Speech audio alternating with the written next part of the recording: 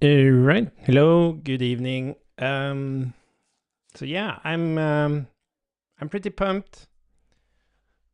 The bedtime went fine. I got a beer. Mm. I got a frozen pizza ready this evening. Thought I would watch The Matrix. Suddenly I wanted to thought about that movie again. And also I'm pretty pumped because I'm gonna start working on a project tomorrow, which is like maybe you even know it. So Code Sandbox has something called Sampack, and we're actually gonna work on something there, which is gonna be very interesting. Because Sampack is currently only browser sandboxes, but we have some plans. And part of that plan is to allow you to run VMs using Sampack. So there are certain templates that fits better for running on a VM. My dear previous colleague Danilo worked on a branch where we enable VMs in Sampack, so I'm going to continue that work, and we're going to do some other cool stuff there, and it's going to be a part of a release not too far away. So that's really cool to actually work on something where I can stream. That's going to be super nice. So super pumped about that. But we have our oh fudge, I did it again. I removed something from the groceries. Anyways, so we're just gonna continue implementing this thing, and I'm gonna like just talk about what I'm doing. And first of all, I just wanted to make sure, because I think we can actually get away from some of this stuff. So I'm gonna refactor, because the point is that this is gonna be a reference project for all kind of conventions. So I'm gonna try to do something here. So we're gonna do return type of authenticated. So the thing about the functional approach is that you're kind of defining like types one place and implementation a different place. And even though this might not, like doing this inline typing is not something you feel like you're casting, right? And you are, I guess, literally casting. But most state can be just defined. And now I just removed a ton of typing, right? By doing this. So I only have this now. So I think that's much better. And now I don't have to do this. The only thing I have to do, I have to cast that as a constant, which is fine. As const. And here, all of this stuff is actually... all of this is actually... let's see, why am I doing a getter here? Get family scrum.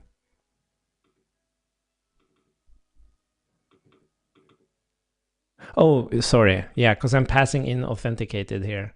But I'm actually, I don't want to do... oh.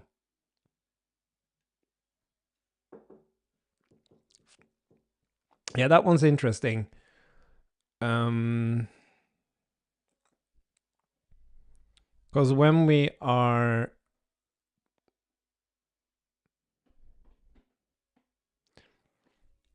yeah, no, I don't think we should pass in...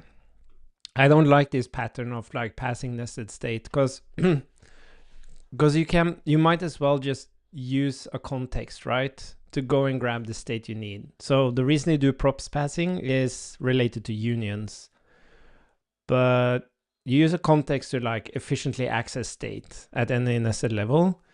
So we don't need this stuff. So we can say, let's see, family scrum, and we don't need to pass in... well, do we? Maybe I actually use the session here. No, I don't actually use it.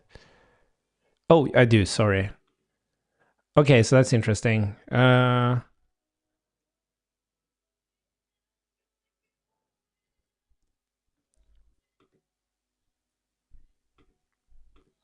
Yeah, I'm gonna do something else.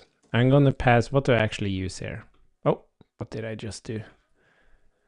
What do I actually use here? I'm using the family ID. So I'm gonna pass in the family and the user actually. But I'm not sure if I'm actually gonna like pass family state and user state, because yeah, no, we're just gonna use the DTO for that. So let's drop that thing and this thing, like we don't need this. So we're gonna rely on DTOs. It just simplifies things. And we're rather gonna take a user DTO. So from this perspective, we don't really care about like being authenticated. It's more about like us actually having a user and a DTO. So let's remove that. Yeah, and now we don't need this thing. And then we're gonna have user and family. So we're gonna use the family here to set up these things, and then we're gonna actually add the user and the family on family scrum instead of the actual session. That makes a lot of sense. And then we don't have to do this. We don't have to do this. We're just gonna pass user and family in here. And I don't think we actually need user and family here on the authenticated session, but let's just keep it there. And then we're passing in this disposer, but we're actually not going to do that either, because what we're going to do is we're just going to subscribe to data when we need it. So we're going to control that subscription from the components. So let's go up here and remove those disposers. Yeah, and I guess it said it wanted a disposer. Let's drop that. Cool. So we don't have on dispose. So now the session state is like exceptionally simple. We don't need that thing. Okay, I'm pretty pumped about this. Cool. And then we can go back to our family scrum. Let's see. And we just handle groceries. So let's see now. We can now just say groceries state. We're not going to pass in family scrum there anymore. Let's see, grocery state doesn't take family scrum. Is there anything we actually need here? No, we don't actually need anything. Great, so that simplifies that thing. So next thing we're going to look at, I guess, is the to-dos. Oh, so let's go and just add the to-dos here. To-dos. Yeah, it's gonna be, I feel this is gonna be nice to just do a stream where we just code, not discuss every little thing. We're probably gonna bump into something and I'm gonna get stuck, but let's enjoy this moment. Let's see. No on dispose, to-do state, no family scrum state, no on dispose. Yeah, so another thing we're gonna do is we're not gonna export this thing. And we're not gonna expose family scrums. We're not gonna export these return type things. Let's see, back to to-do state, no family scrum, no on dispose. Let's remove that. Nice. And then we're gonna grab our to-dos using a query.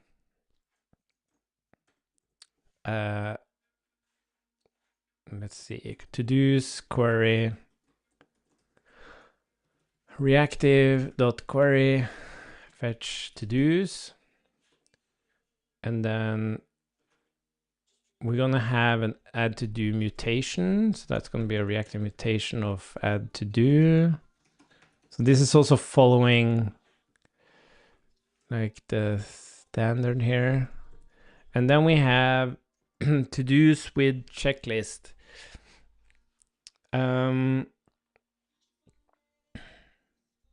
Yeah. And this is the cool thing, is that we can actually do derived state by saying to-dos query value or empty string. And I think, oh, value, oh yeah, sorry, fetch to-dos. We don't have fetch to-dos. Fetch to-dos would be return family persistence to-dos. Yeah, actually, we don't even need fetch to-dos. We can just do this. Oh. So we're grabbing all the to-dos.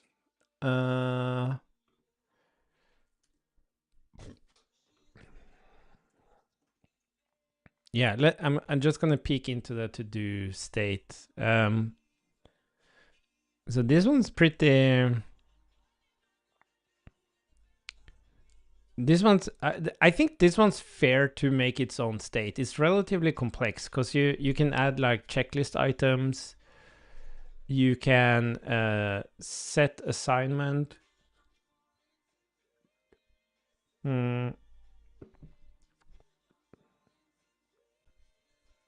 Yeah, so this is the thing where we oh, this is going to be interesting because we're going to do mutations for this thing. Yeah, this is going to be interesting. Let's see. Are we going to have our own? You know what? We're not going to do that. We're just going to. So there's not going to be any to-do state.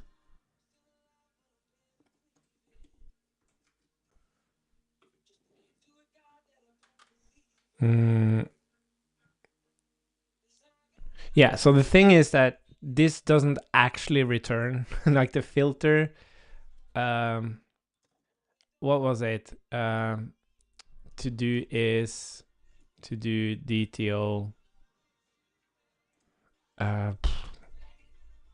Omit to do DTO checklist and checklist. Like this is a complex thing.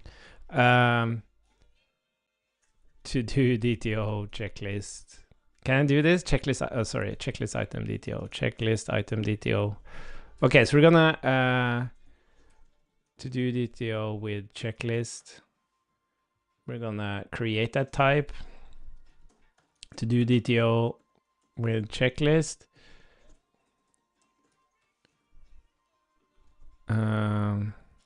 Yeah.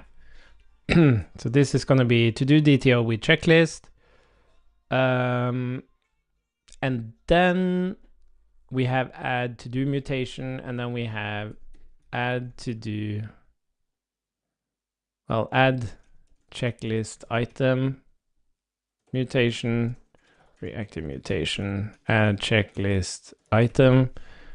Okay, and then we're also gonna have subscribe, because we're gonna subscribe to the to-dos. So maybe we can do that first. Function subscribe. And this is gonna be, what do we call it?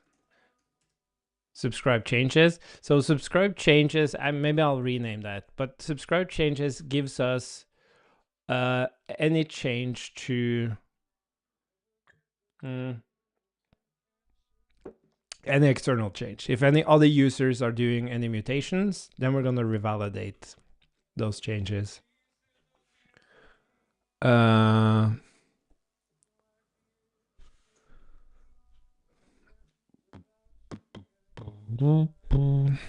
and I'm actually wondering if, no. So we're not going to create to do here. Let's just keep that old to do state in the meantime. This is going to be async, and we're going to await that, and then we're going to await to do query, revalidate. Oh, look at me going. So that's add to do, and then we have add checklist item. So that's also going to be async function, add checklist item. So we need a to do ID for sure. And then let's have a look at how we actually do this. Create. Yeah, we even have a state on that one. Oh, okay, so we have a few things we need to implement. Let's just copy this one first. So this takes a description string, and then we're gonna to do ID, await family persistent, and then we're gonna await, and we're gonna, come on, did I do it again? We're gonna await. I need I need some more music that I wonder if we can have some 90s hits. Or actually, maybe 80s. I'm actually in mood for the 80s. Yeah, nice. Yeah, so we're gonna update that to do, and then we're gonna revalidate everything. This is gonna be interesting. And then we need archive to do. It's gonna be another thing. Add, archive to do mutation. Archive to do. And let's grab that thing. Archive to do ID. Await to do ID. It's gonna be async, and we're gonna await. Well, no. Yeah, by the way, another change we're gonna do is we're gonna call the actual state, like, so everything's state. Sorry, that's a to do, but this is state. State to do query revalidate. I'm just gonna go in and fix that for the session state as well. State. Oh, I should have state. And then we have grocery state. This is using state. Family scrum should be state. Not gonna pass that. I'm gonna return read-only state. Did I already work on dinners? No. So we have to do state. Yeah, I guess these can be on next slide. So that's add checklist item, and then we have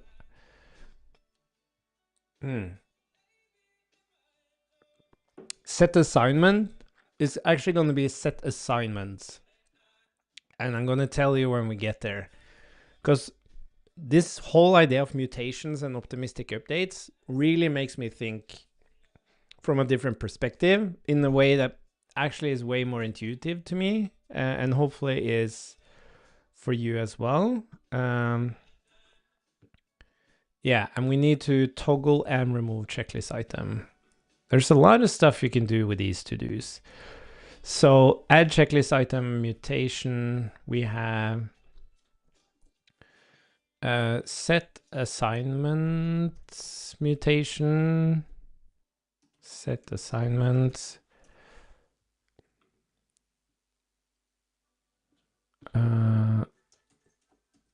async, set assignments. Let's see. So this is going to be a little bit more Okay, I guess, okay, so we want the user here. We need access to the users. We're going to pass that. But now we're going to actually have the assignments here. So we have to do ID. Let's give it a, let's see, to do state needs the user. So let's give it the user. User DTO. And then we have the user. And then what we're gonna do is we're actually not gonna do any updated activity here. We're actually just gonna week to do activity DTO. Is this?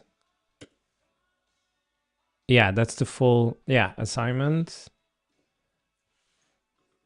That's the assignments, and then we have the to-do ID, and then we have the assignments.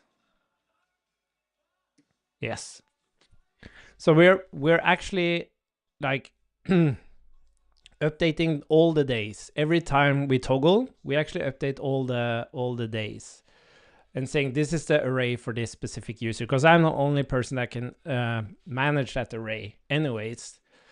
And it's gonna allow me to like toggle like crazy, because every time I change a weekday, I toggle a weekday, it's gonna cancel the previous mutation and run a new mutation. So it's important that we're always like, the current optimistic update is the full set of arrays, the full set of toggles, like weekdays. Okay, set assignments, and then we're gonna have remove checklist item and toggle checklist item. Let's do, and that's gonna be their own mutations. Remove checklist item, mutation, reactive mutation, remove checklist item. Let's just continue the journey here. Async, remove checklist item. Then we have, yeah, I guess we have a checklist item ID. Oh, what did I do now? Did I, wait a minute, assignments. Oh, async function. So this is gonna be the to-do ID.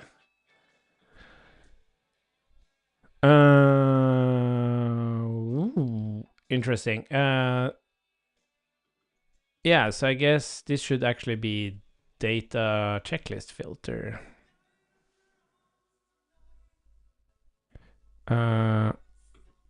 Oh, interesting. Item, items not equal checklist item ID. Oh, item dot. Oh, yes, sorry. So these items, they aren't actually, we're gonna do index, sorry. Index, item index, index not equal to index. They're actually not entities. They are just actually stored in Firebase as an array on the to-do.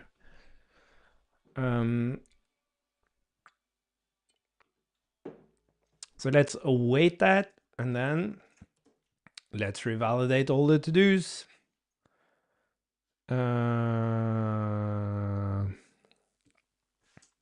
Yeah, and this one's going to be interesting because we are not really, I think maybe this one fits a different place. This actually fits better on the specific week that we're on. Because even though we're passing in a to-do ID, it's really like next week to-dos API that we're changing. And it's the next week to-dos that we want to revalidate. So we're going to save this one for for the weak state. Will we remember that?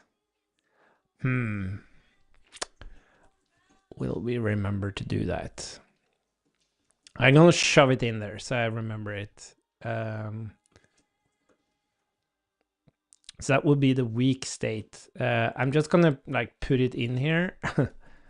We're gonna save it even, and then I guess our to-do state doesn't need the user anymore. So let's change that. Cool. So now we have, oh, we don't even need this one.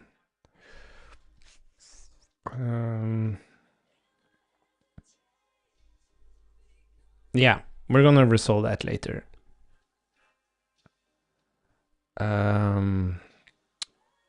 Okay, I think we have everything now. We have all the archive stuff. We have checklist item. Oh, toggle.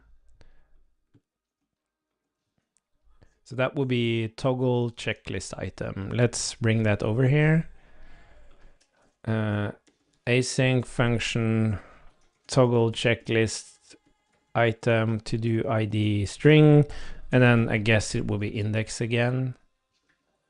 And we're gonna await that thing to do ID. And then I wonder why I pointed to do here. We should do the checklist.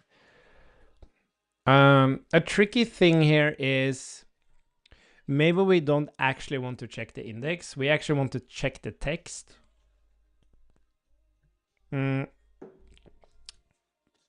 Because what if someone removes a checklist item? Yeah, you know what? We're actually gonna pass because we only have checklist item DTO. Where are you? Checklist item DTO. We only have a title. So we're actually going to pass the title, which is a little bit weird, but it's the safest way to actually remove the checklist item because I don't have IDs on them. Well, okay, let's use index for now. Yeah, like it's very unlikely that something's gonna go bad. Oh fuck, I need the user anyways. Can I bring it back? User. User DTO. User. And then we have user ID. So toggle checklist item, and then we need to await state to this query revalidate. And this is the thing that kind of gets me going, right? We're like removing a checklist item of a single to do, and we're revalidating all the to dos. Like that doesn't what's it called? Jive? Vibe? Jive? That doesn't jive. No. Yeah, I get it. It itches. That's what I mean to say. Okay.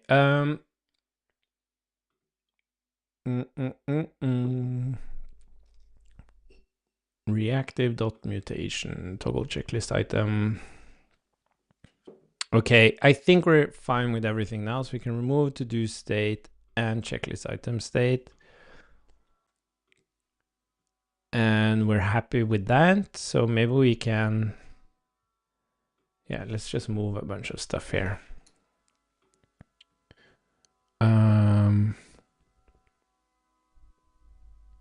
Noise. It kind of emphasizes there's a lot of data management in this app.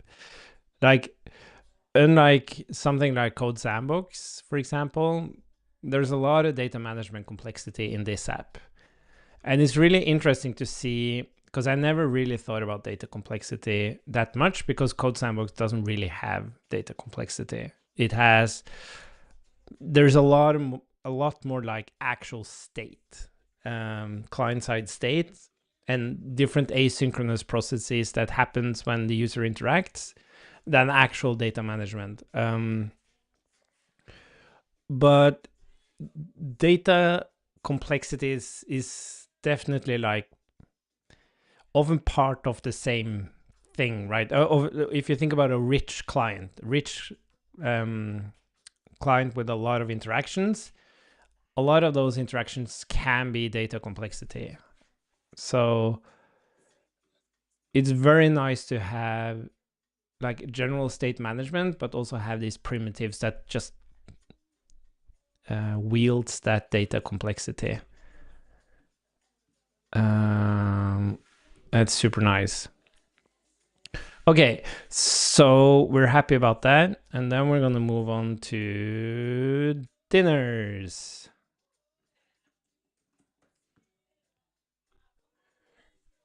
Dinner state.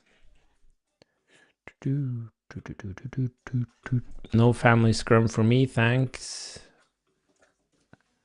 And the reason I passed family scrum down is because we were exploring this statement that you should never use context, you should always use props. And theoretically, you should always use props because they by default guarantee the contract between what a component needs and what the immediate parent can provide. So you get like strict typing all the way through your component tree, but it's very impractical.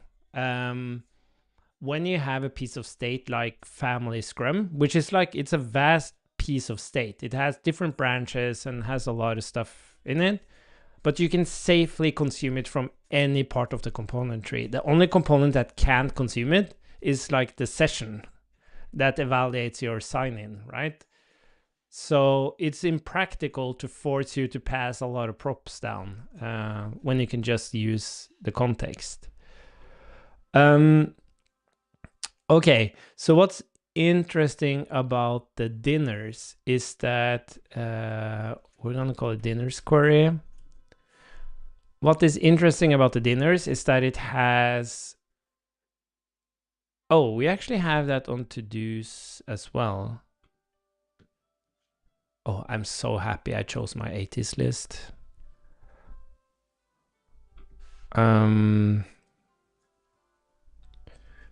Let's see, to-dos query, and we're gonna have something called query to-do. And this is actually just gonna be a function.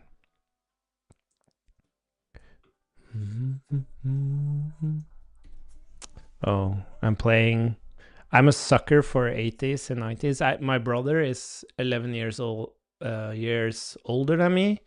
So I remember like being a kid and him being like a teen in the 80s. I just remember a ton of music he played.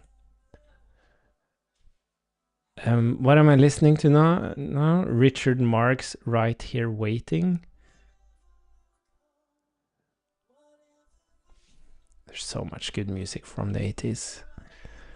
Anyways, so when we're gonna query a to-do, what we're gonna do is we're gonna keep a record of to-do queries. So yeah,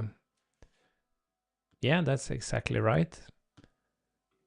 Now, and we're not gonna expose them directly, because from a component, you're actually gonna pass in a to-do ID. You're gonna call this function. Oh, thank you, you get it. And you're gonna pass in, you're just gonna, as you render a component, you're gonna call query to do with the to do ID. And what it's gonna do is return that reactive query, fetching that to do for you.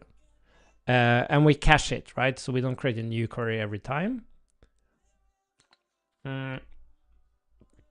So now you can get a single to do by calling query to do. So this is also part of the like patterns. And it's the exact same thing here. You can have dinner queries, but also a dinner can have an image, which is also async. It's just how Firebase works. So you don't actually persist the URL to the image. You persist like a reference to the image, and then you get the URL asynchronously for some reason. I think it has to do with privacy. But still, we need to have reactive query here to go and grab family persistent dinners get all. And then, as I said, we have, like, you dynamically ask for the image. Oh, yeah, I guess that's kind of right. I guess you could argue that we're gonna like make the query for the image part of the dinner in the dinners query, because in the list of dinners you actually see the image. But at the same time, I'm rather gonna do this because it's gonna be its own component that's gonna handle this and the loading states and everything. So I think this is just fine.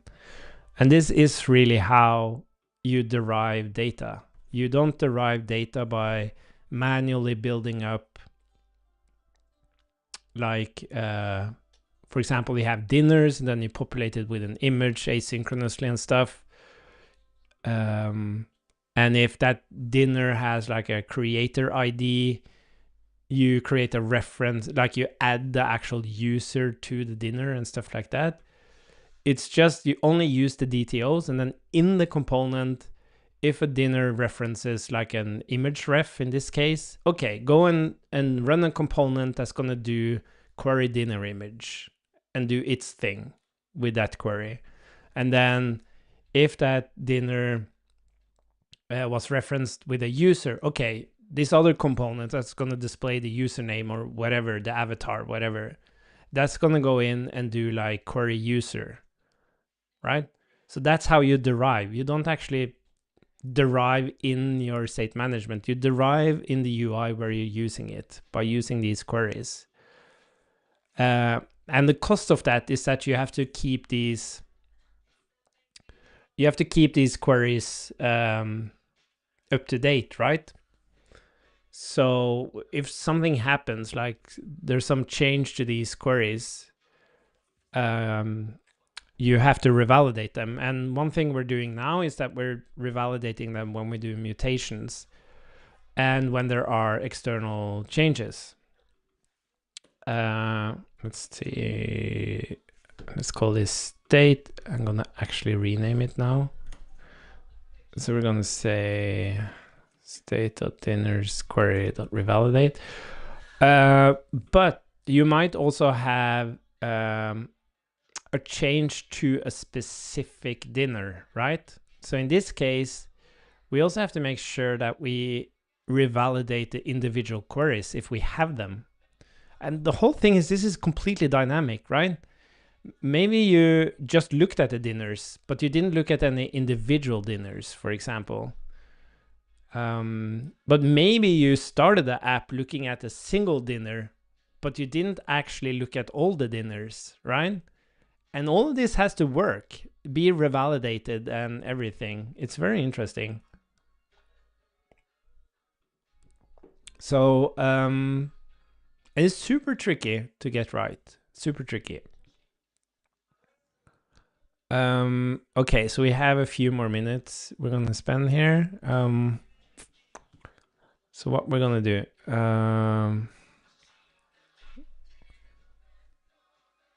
Yeah, so we haven't actually. So subscribe changes should actually pass an array of IDs that changed, so that we can invalidate individual queries based on those IDs. I'm not sure. Should we jump into that now? No, let's just put that to do here. Pass IDs to the callback so we can invalidate individual queries. Yeah.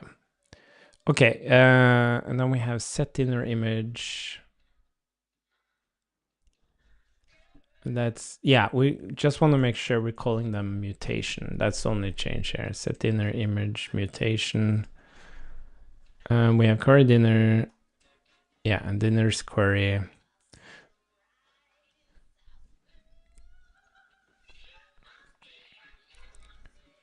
Cool. I think that's oh, await state.dinner's query validate. I feel like it's gotten better, the Copilot thing, the autocomplete.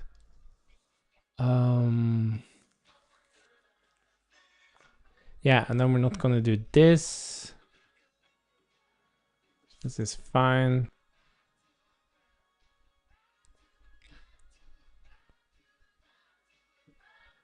Cool.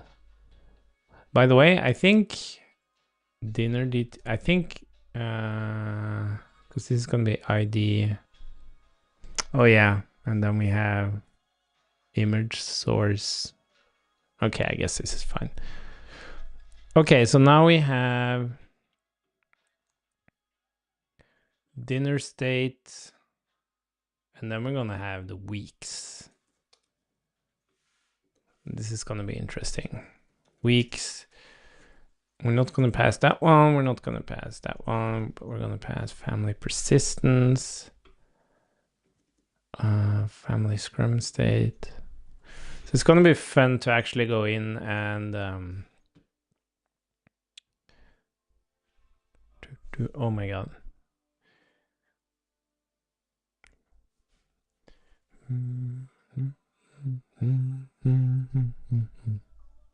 Oh. Oh.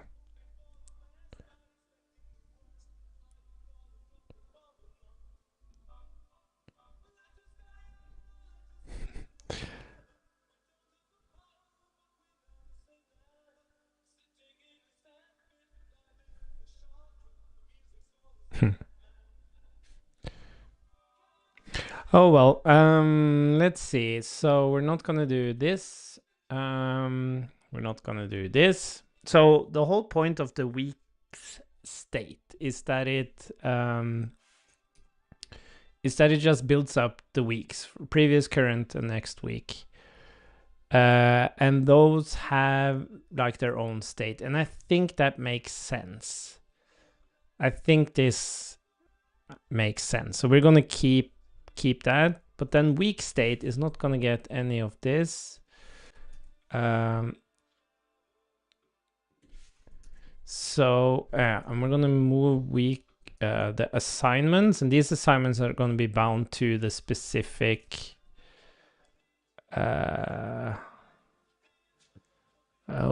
so we have week state. Yeah, this is gonna be interesting. You know what? I'm actually not ready to take this one on because this is the most complex one. This is the one that actually is responsible for like the calendar and everything. And to be honest, that beer went straight to my head in a good way, but also in a concentration-wise bad way. So we're gonna save this for the next stream.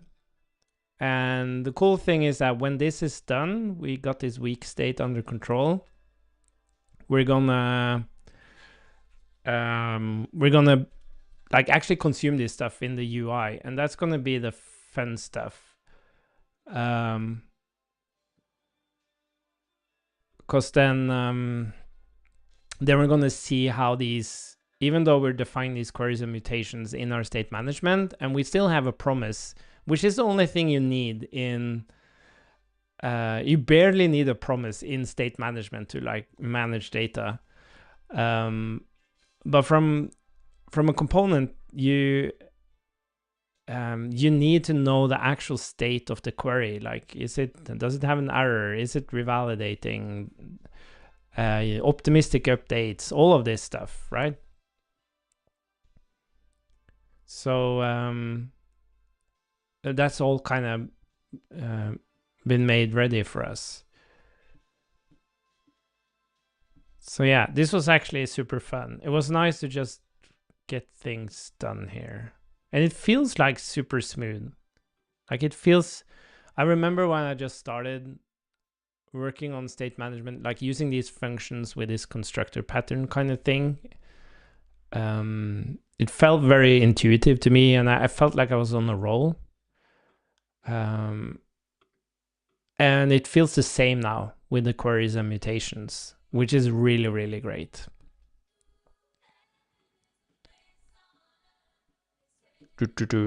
Cool. Okay, so I'm gonna wish you a nice evening, and then yeah, I'm gonna be streaming all the day for the next few days. Also next week, when it's not Easter holiday days, I'm gonna be streaming. So we're gonna do a little bit of this, but mostly we're gonna be working on the Sampack SDK, or Sampack and the Code Sandbox SDK, putting that stuff together. So that's gonna be super fun.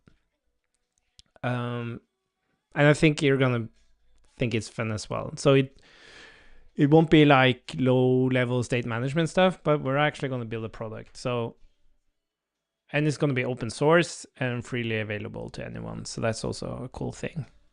But yeah, okay. Thanks for now. Bye bye.